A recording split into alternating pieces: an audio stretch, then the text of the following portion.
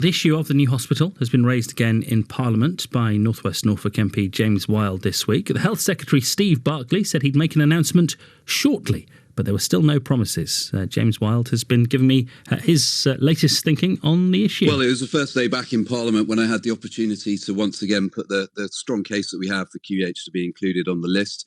What I took from the Health Secretary's comments is that he gets this, he wants to fix this problem and include the RAC hospitals within the programme. And there's ongoing discussions with the Treasury just to work out how to do that. But I'm confident that we will get the decision that we need. I'm as frustrated as anyone that we've had shortly, and we've had various deadlines that have come and gone. Ultimately, it's getting the right decision that's the most important thing. But I want that to come as rapidly as possible, which is why I raised it with him. I had the opportunity to raise it with the Prime Minister the following day. So I will keep putting this front and centre so that we get the decision that we need, so that staff and patients have the confidence and the certainty that there's going to be further investment coming into the hospital.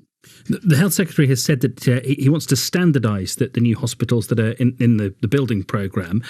Is that really workable? Because presumably all of the hospitals that might be in this programme have got different circumstances and different problems and different issues and different specs that they need to be built to. Well, I met also with the director of the new hospitals programme yesterday and the Minister, Lord Markham, who's leading on the programme, to talk about the case for RAC and also the standardisation issues. And this is around designing the hospital so that the rooms are the same across different hospitals, which brings with it the economies of scale because you're building to one design, which also has the opportunity for local hospitals to design the layout slightly differently in the structure of that. But fundamentally, you're only building something once. So you get the economies of scale. And also they were talking about a 30% productivity improvement in terms of how rapidly you could then build hospitals once you've got that standardization worked out. So this is about bringing the efficiencies that come from doing things at scale and sharing designs across different hospitals. And the configuration can vary between the hospitals, but fundamentally you will have a similar size room, but the layout of it may be different. And then that may fit in within an existing structure in some areas or a new build structure as well. So they won't all look the same from externally, but inside your room would be the same size, whether you're at the QEH or one of the other hospitals. What do you make of this intervention from Burnham Thorpe Parish Council, which has pointed out that although there is a push for new housing at the moment, nothing can realistically be decided until everyone knows what's happening with the Queen Elizabeth Hospital? On the face of it, that seems a reasonable point, doesn't it?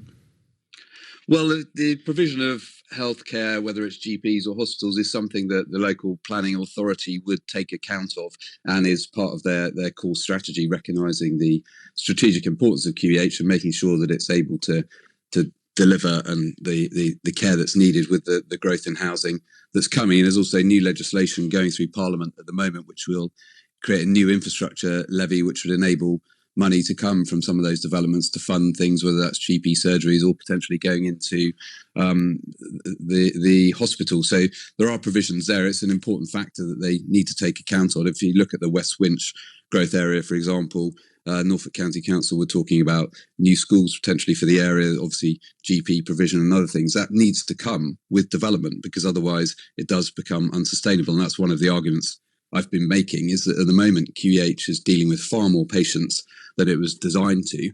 And that's why we need to have a future-proofed hospital that has the capacity to deliver the care that's needed, which is one of the points I was making to Steve Barclay about the pressures that QEH is under at the moment, the very real pressures in terms of patient numbers. And that underlines the strength of our case for long-term investment in new facilities. You know, it's about so much more than just having a new hospital, this, isn't it?